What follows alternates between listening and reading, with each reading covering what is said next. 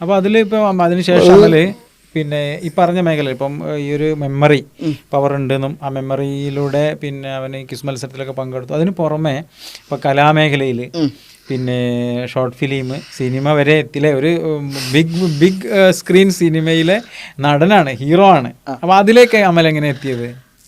പിന്നെ big screen സിനിമയിലേക്ക് എത്തിപ്പെട്ടത് ഞാൻ 2019 ഞാൻ ആദ്യമായിട്ട് ക്യാമറക്ക് മുന്നിൽ വരുന്നത്. അതിൻ്റെ മുന്നേ 2000 ഞാൻ 4ാം ക്ലാസ് പഠിക്കുമ്പോൾ 2014 ആ കൊല്ലം തന്നെ ഒരു 2015 പിന്നെ ഉപ്പച്ചി ഒരു നാടകം എഴുതി. അന്ന് എനിക്ക് സ്റ്റേജിൽ കയറണം, നാടകം കളിക്കണം എന്ന് ഇപ്പോഴും താല്പര്യമുണ്ട്. അന്ന് ഭയങ്കരമായിട്ട് ആഗ്രഹിച്ച് കൊണ്ടുവരുന്ന സംഗതിയാണ്. അപ്പം അതിന് ഒരു അവസാനം വേണമല്ലോ, ഒരു തുടക്കം വേണമല്ലോ. ആഗ്രഹത്തിനൊരു അവസാനം വേണം, അതിനൊരു ചാൻസിന്റെ ഒരു തുടക്കം വേണം. അങ്ങനെ ഉപ്പച്ചി എനിക്ക് ഒരു ചാൻസ് തരാം. എനിക്കിത് അയക്കുന്നു എന്ന് പറഞ്ഞ നാടകത്തില് പിന്നെ എനിക്ക് ഒരു പ്രൊഫസർ എന്നുള്ള റോള് തരാം. ആ നാടകം ഒരു അമേച്ചർ സ്റ്റൈലിലുള്ള നാടകം ഞങ്ങളെ പിന്നെ എൻ്റെ ക്ലാസ്സിലെ കുറച്ച് കൂട്ടുകാരന്മാരും ഒക്കെ വെച്ചിട്ട് അടിപൊളിയായിട്ട് നാടകം കളിച്ചു. അത് പുളിക്കല്ലേ ഞങ്ങളെ ഗ്രാമപ്രദേശത്ത് മൊത്തം തരംഗം സൃഷ്ടിച്ചു.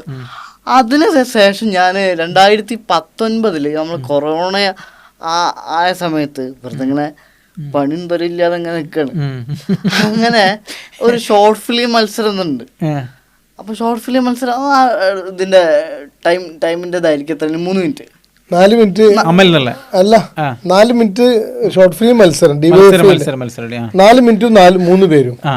അപ്പൊ നമ്മള് ആർക്കും പണിയില്ലാതെ ഇരിക്കല്ലോ, നമ്മളെ ഫ്രണ്ട്സും എല്ലാവരും അവിടെ വരും. അവന് എന്നോട് ഇവർക്ക് പറഞ്ഞു ഒരു പണ്ട് നമ്മൾ നാടകങ്ങളും ചെയ്യണല്ലേ, അതിന്റെ പേരെന്തായിരുന്നു? മുറിയൂട്ടി. അപ്പോ അത് പിന്നെ 3 മിനിറ്റ് ആണ് എന്നുള്ളതൊക്കെ പറഞ്ഞു. അപ്പൊ എന്നാൽ സ്വാഭാവികമായിട്ട് എഴുതാ. അങ്ങനെ എഴുതി വന്നപ്പോ ഞാൻ ആ സ്റ്റോറി ലൈൻ പറഞ്ഞു കൊടുക്കണേ ഇപ്പൊ ചെയ്തു. ഞാൻ ക്യാമറ ആംഗിൾ വെച്ചിട്ട് പറഞ്ഞു കൊടുക്കും. അങ്ങനെ ഞാൻ പറഞ്ഞു ഇതിപ്പോ 3 മിനിറ്റിൽ തീരുന്ന ഒരു ലക്ഷണം കാണുന്നില്ല. ഇത് നമുക്ക് നമ്മളെ ചാനലിൽ തന്നെ അമൽ ഇൻസ്പേഴ്സിൽ തന്നെ ഇറക്കാന്ന്. അമൽ ഇൻസ്പേഴ്സിൽ ഇറക്കി. അത് 21K വ്യൂവേഴ്സ് ആദ്യമായിട്ട്.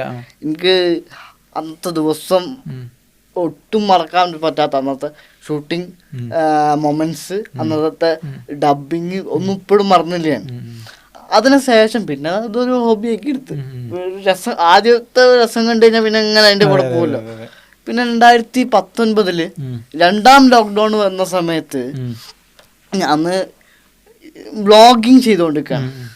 അപ്പോൾ ഇങ്ങനെ വ്ളോഗിങ് ചെയ്യുമ്പോൾ സൗണ്ട്, ഈ വണ്ടീൻ്റെ സൗണ്ട് വന്നു കഴിഞ്ഞാൽ സൗണ്ട് പ്രൂഫും കാര്യങ്ങളൊന്നുമില്ല, ഒരു മൊബൈലിലാണ് ഇരിക്കുന്നത്. അപ്പോൾ പിന്നെ ഈ ലോക്ക്ഡൗൺ ആയിട്ട് ഇങ്ങനെ വണ്ടി ഇങ്ങനെ പോവാണ് ആവശ്യത്തിനും അനാവശ്യത്തിനും. അപ്പം അന്ന് ഹാഫ് ഇയർലിയൊക്കെ എക്സാമിന് വായിച്ചിട്ട് ഞാൻ കൂടുതൽ ഇരുന്ന് വായിച്ചു കഴിഞ്ഞാൽ ബാക്ക് പെയിൻ ആവും. ബാക്ക് പെയിൻ ആയതിൻ്റെ ശേഷം കിടന്ന് വായിക്കും. കമന്ന് കിടന്ന് വായിച്ച് എൻ്റെ 2 കൈനും താമ്പായിട്ട് പൊട്ടിയിട്ട് പഴുത്തൊലിക്കാൻ തുടങ്ങി. അപ്പൊ ഞാൻ എന്തെങ്കിലും പണിയാണല്ലോ, അപ്പൊ വിഷയം മാറാൻ വേണ്ടി വ്ളോഗിങ് ചെയ്യണേ. ആദ്യത്തെ ഒരു ഷോട്ട് എടുത്ത് കട്ട് പറഞ്ഞു, സൗണ്ട് കാരണം കട്ടാക്കി. 2ാമത്തെ ഒരു ഷോട്ട് എടുത്ത് കട്ടും പറഞ്ഞു. ഞാൻ എൻ്റെ സങ്കടം കൊണ്ട് ഞാൻ പിന്നെ എന്താ പറഞ്ഞ നിയന്ത്രണം വിട്ട് നമ്മള് വാക്ചാതുര്യം വരുത്തല്ലോ, വർത്തമാനം പറയല്ലോ. ദേഷ്യം പിടിച്ചു കഴിഞ്ഞാൽ പിന്നെ ഞാൻ ഇരിക്കണ അമലൊന്നുമല്ല സ്വാഭാവികമായിട്ട്. അപ്പൊ ചേർന്ന് അങ്ങനെ പറയാൻ പാടില്ല, ഈ ഒരു കുട്ടിയാണ്, 9ാം ക്ലാസ് പഠിക്കുന്ന കുട്ടിയാണ്. എൻ്റെ സംഗതി ഈ പറഞ്ഞത് കറക്റ്റാണ്, ഞാൻ അംഗീകരിക്കും. പക്ഷെ ഇങ്ങനൊരു സാധനം എൻ്റെ ആ പ്രായത്തിലുള്ള കുട്ടി പറയാൻ പാടില്ല. ഭയങ്കര ഹാർഡായിട്ട് ഷോർട്ട് ഫിലിം ചെയ്തു. ഷോർട്ട് ഫിലിം അങ്ങനെയാണ് അമൽ എന്നുള്ള ഒരു ഷോർട്ട് ഫിലിം ഉണ്ടാക്കിയാലോ എന്ന് അങ്ങനെ എഴുതി. പിന്നെ അതും ഗംഭീരമായിട്ട് വിനോദ് സാറിന്റെ കൂടെ. വിനോദ് കോവൂര് അത്ഭുതപ്പെടുത്തിയ മനുഷ്യനാണ്. ഇവരാദ്യം വലിയ പൈസ ഒക്കെ പറഞ്ഞു. പിന്നെ ഈ ഇങ്ങനത്തെ സ്റ്റോറി പറയുമ്പോൾ ലബീബിനോട് പറഞ്ഞു ഐമീഡിയന്റെ ഒരു ചെറിയ എമൗണ്ട് മതിയായിരുന്നു. പക്ഷെ മൂപ്പര് നമ്മളെ കണ്ട് പരിചയപ്പെട്ടപ്പോ എനിക്കൊന്നും വേണ്ടായിരുന്നു. ഞാൻ നിർബന്ധിച്ച് ചില്ലറ വണ്ടിക്കൂലി കൊടുത്ത്. പിന്നെ ഞാൻ പാട്ട് എഴുതിനേല് ടൈറ്റിൽ സോങ്. പാട്ടൊക്കെ അങ്ങനെ തന്നെ കൊണ്ടുപോയി ഡബ് ചെയ്ത് എന്താ പറയാ റെക്കോർഡ് ചെയ്ത് അത് ഫുൾ പേയ്മെന്റ് കയ്യിൽ നിന്ന് ചെലവാക്കിയിട്ട് ആണ് ചെയ്ത്. അപ്പൊ ഒരു വിഷയത്തിനോടുള്ള താല്പര്യം അതെ അമലിനെ കണ്ടപ്പോഴുള്ള, അതായത് സിമ്പതി കൊണ്ടല്ല കേട്ടോ, അതെ അതെ സിമ്പതി കൊണ്ട് ഈ ഒരു വിഷയം, ഈ ഒരു വിഷയത്തിന്റെ പ്രാധാന്യം എടുത്തിട്ടാണ് അതെ ആളങ്ങനെ ചെയ്തത്. അയാൾക്കാണ് മനസ്സുണ്ട്, പിന്നെ ഈ വിഷയത്തോട് എമ്പതി കാണിച്ചു എന്നുള്ളതുകൊണ്ടാണ്. അമലിനാണ് ഷോർട്ട് ഫിലിം. അപ്പൊ അത് കണ്ടപ്പോഴാണ് സിദ്ദീഖ് കൊടിയത്തൂര് ഒരു നായകനെ തെരഞ്ഞെടുക്കാണ്. അങ്ങനെ അമൽ എന്നുള്ള ഫിലിമിലെത്തി. അമൽ എന്ന ഫിലിമിന് ഒരുപാട് പ്രസക്തി ഉണ്ട്.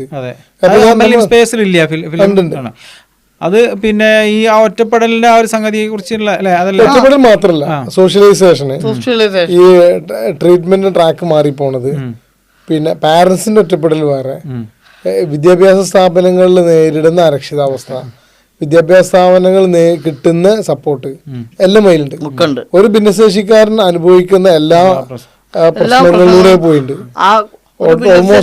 ഒരു ഭിന്നശേഷിക്കാരൻ സാമൂഹിക പ്രശ്നങ്ങളിൽ എങ്ങനെ നോക്കി കാണുന്നു, അതാണ്